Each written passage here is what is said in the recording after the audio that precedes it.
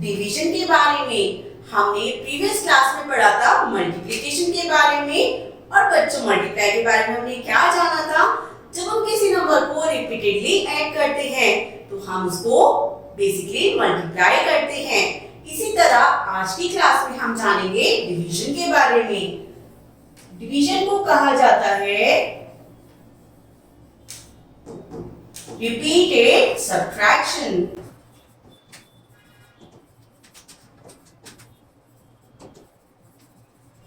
बच्चों, जब हम किसी नंबर को बार बार सब्ट्रैक्ट करते हैं तो इसे हम कहते हैं डिवीजन। डिवीजन होता है किसी भी चीज को इक्वल पार्ट्स में डिवाइड करना। चलिए जानते हैं डिवीजन के बारे में। Division means separating a group of things into equal parts. किसी भी चीज को इक्वल पार्ट्स के ग्रुप में सेपरेट करना होता है डिवीजन। और बच्चों, डिवीजन का साइन होता है वन हॉरिजॉन्टल लाइन और उसके ऊपर और नीचे हम लगाते हैं दो dots. Example, suppose 28 apples are distributed equally among 7 children. तो बच्चों, हमने 28 apples को 7 children में equally divide किया है, तो हम लिखेंगे 28 divided by 7। तो बताइए हर एक बच्चे के पास कितने नंबर ऑफ एप्पल्स हैं? चलिए देखते हैं इसे हम with the help of subtraction कैसे समझेंगे। तो यहाँ पर बच्चों हमारे पास है 28, जिसे हमने 7 के ग्रुप में डिवाइड किया है। तो हम 28 में से पहले 7 एप्पल्स निकाल देंगे, क्योंकि हमारे पास है 7 चिल्ड्रन। हम सब बच्चों को एक एक एप्पल देंगे। तो 28 में से जब मैंने 7 को माइनस किया, आई हैव 21। अब मेरे पास 21 एप्पल्स बचे हैं। मैं इनमें से दोबारा 7 एप्पल्स निकालूंगी और हर बच्चे को एक एक एप्पल दे दूंगी। अब मेरे पास रह जाएंगे 14 एप्पल्स।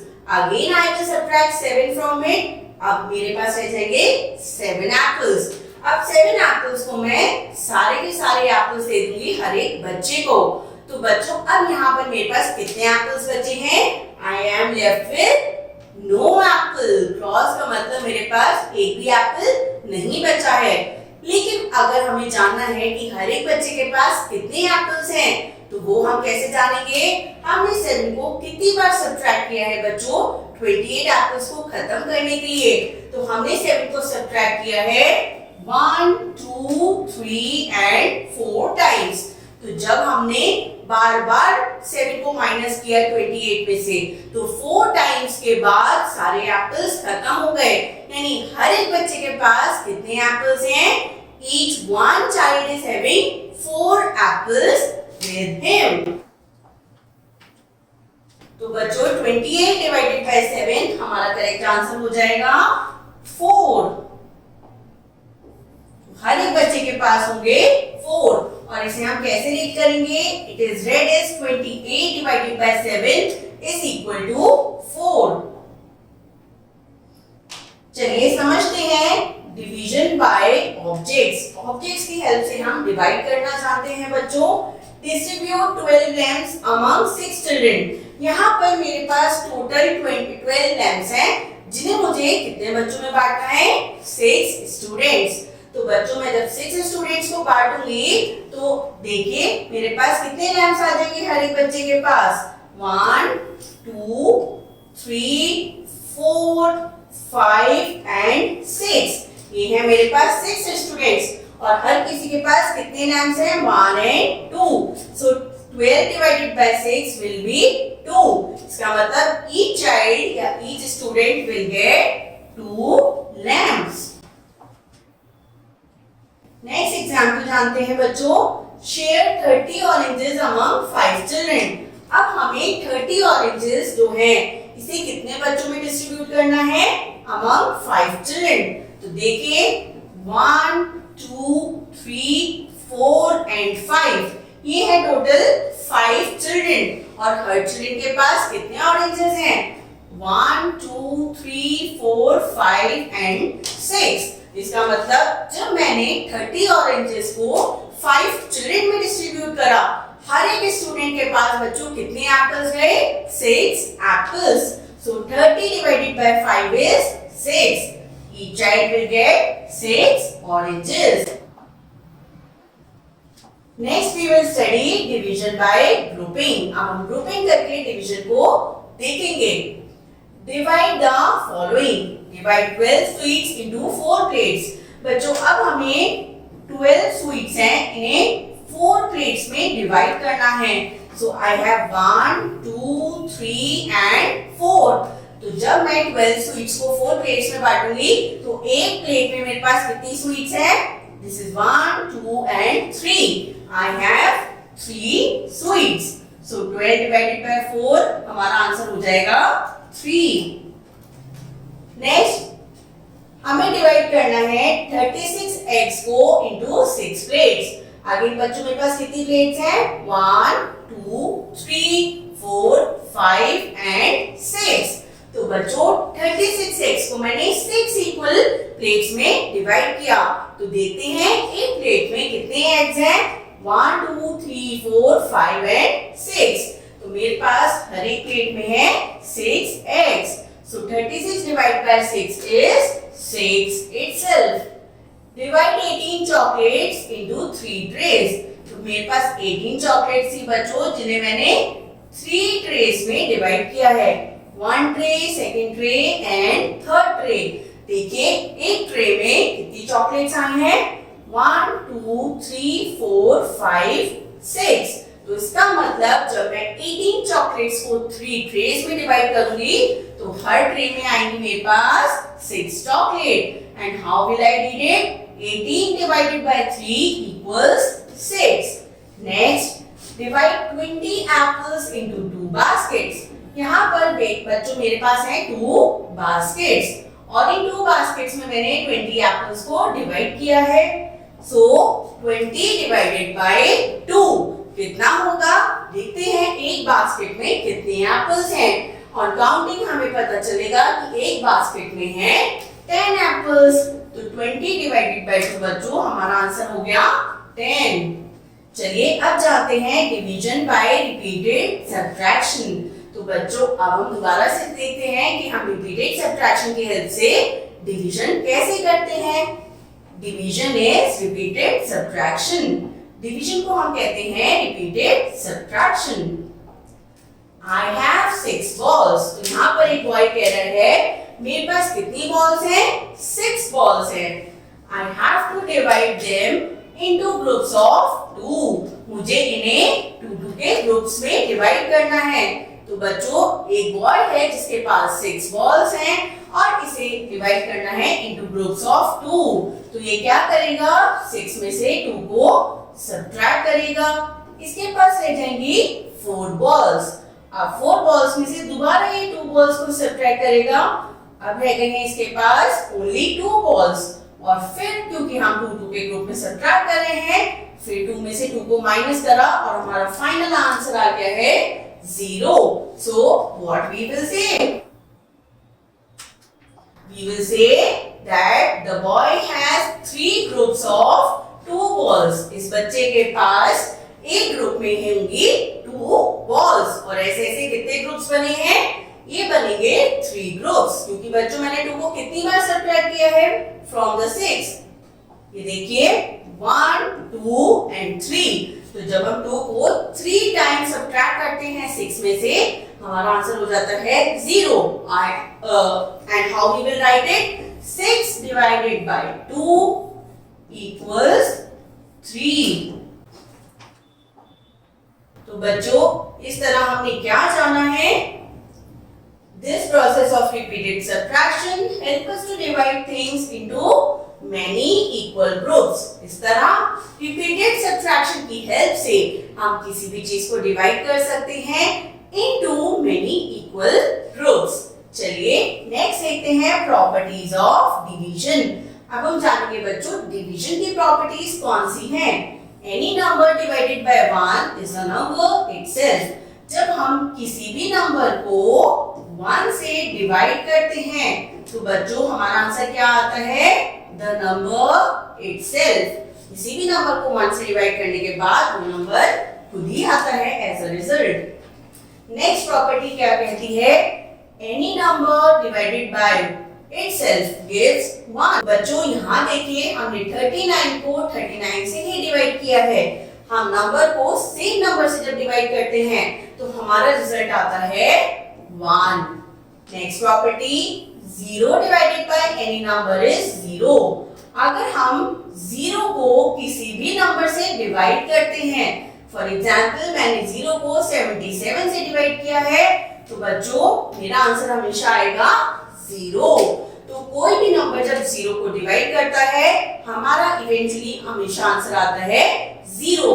लेकिन बच्चों इसमें हमें ध्यान रखना चाहिए, अगर हम किसी भी नंबर को 0 से डिवाइड करते हैं तो हमारे इसका आंसर आता है नॉट पॉसिबल। क्योंकि हम क्या 8 के पेयर्स बना सकते हैं, हम 8 को डिवाइड कर सकते हैं 0 टाइम्स? नो, हम ऐसा नहीं कर सकते हैं क्योंकि ये चीज पॉसिबल ही नहीं है। So any number when divided by 0, अगर 0 किसी नंबर को डिवाइड कर रहा है तो हम इसे लिखते हैं नॉट पॉसिबल। चलिए अब जानते हैं division on the number line. Divide 15 into groups of 5. How many groups are there? तो बच्चों अब यहाँ पर हमने 15 को 5 के ग्रुप्स में डिवाइड किया है, यानी एक ग्रुप में है 5 आइटम्स। तो देखिए हम थे 15 पर, हमने 5 आइटम्स को माइनस कर दिया तो हम आ गए हैं 10 पर। अब हम एक बार और जम करेंगे, हमने दोबारा 5 को सब्ट्रैक्ट किया 10 में से तो हम आ गए हैं 5 पर। अब फाइनली जब हम 5 में से 5 को सब्ट्रैक्ट करेंगे तो हम आ जाएंगे बच्चों कहां पर? वी आर लेफ्ट विद 0, यानी हमारे पास सभी चीजें खत्म हो जाएंगी। सो 15 को हमने कितनी 15 में से 5 कितनी बार माइनस किया? 1, 2 एंड 3, और यहाँ पर हमारा आंसर आ गया है 0। 15 माइनस 5 10, 10 माइनस 5 5, और 5 में से 5 माइनस किया, हमारा आंसर आ गया है 0। तो बच्चों हमने कितनी बार सब्ट्रैक्ट किया? 1 time, 2 time and this is 3rd time. So there are how many groups? 3 groups. 15 divided by 5 हमारा आंसर क्या बनेगा बच्चों? ये हो जाएगा 3, क्योंकि 15 को जब हम 5 के ग्रुप में डिवाइड करेंगे तो ऐसे कितने ग्रुप्स बनेंगे? There will be 3 groups.